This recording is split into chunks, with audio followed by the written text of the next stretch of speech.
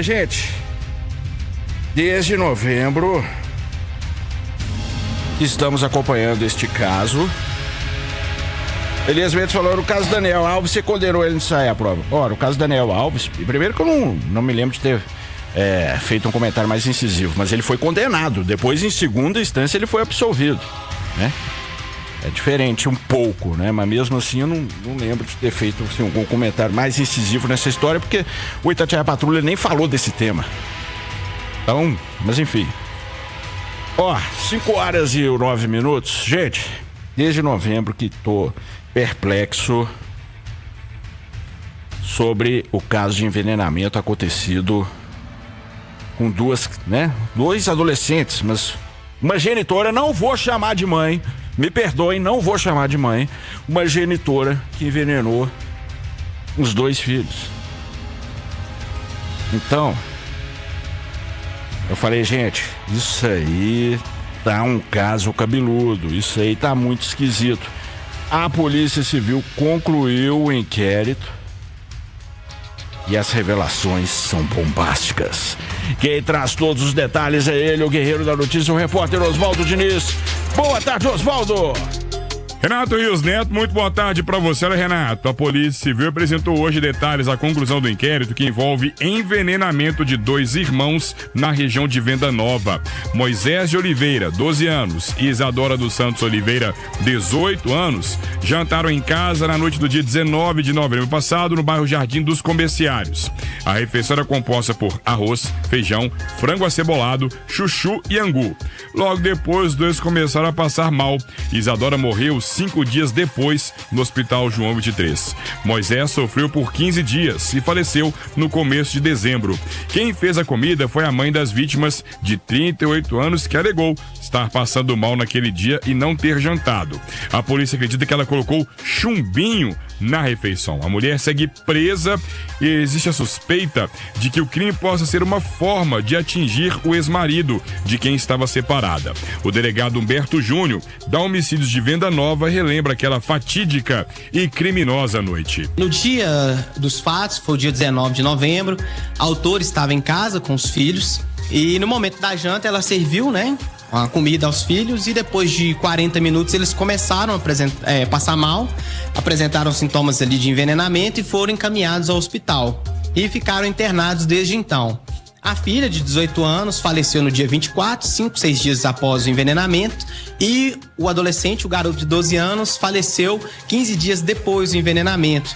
Os laudos comprovaram que a morte foi em razão de intoxicação exógena, no caso, carbamato, que é o chumbinho. Durante as investigações, primeiro todos os indícios já apontavam para ela, uma vez que não havia ninguém mais na residência e ela mesma serviu os alimentos aos filhos.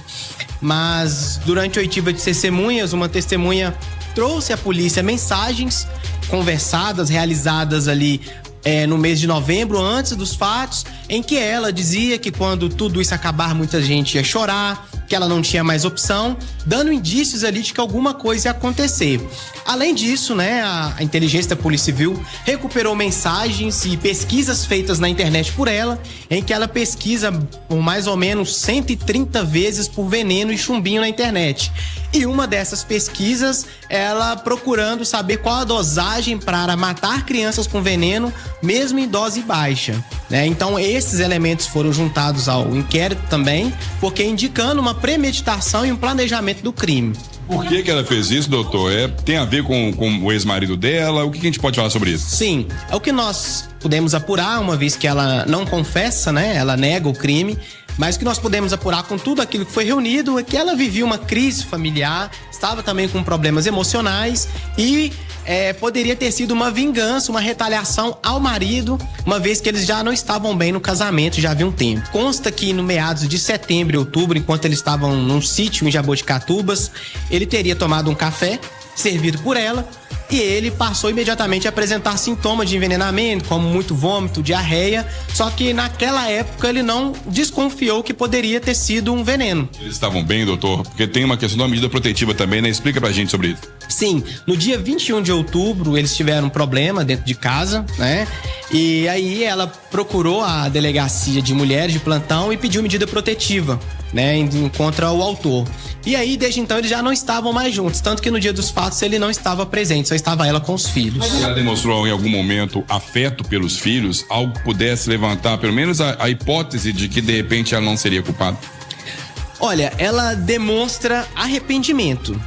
Parece que foi algo planejado na nossa concepção para atingir o pai, mas depois que ela viu a situação dos filhos, parece que ela se arrependeu. Em razão disso, fica negando, né, o crime, mas não confessa, mas parece que se arrependeu posteriormente. Ela está presa desde o dia em que a filha mais velha faleceu, desde o dia 24 de novembro. Ela está agora no presídio, em prisão preventiva. Nós concluímos o inquérito, pedimos, né, sugerimos a manutenção da prisão preventiva dela, até que o processo também seja concluído. E, se a justiça sim entender, ela vai continuar respondendo o processo presa. Repórter Oswaldo Diniz. Meus amigos, como explica isso, hein? Como explica isso? Doideira! Pra se vingar do ex, matou os filhos. Envenenados. Eu lembro muito bem, né? No dia, ela fez um franguinho, arroz, feijão, angu, couve. Ela mesma não comeu. Os filhos, mãe, não vai comer? Não, tô sem fome. Claro! Planejou a morte do sangue dela, por causa de homem. Né? Vamos falar rasgado por causa de homem. Hoje, pelo amor de Deus. Pelo amor de Deus.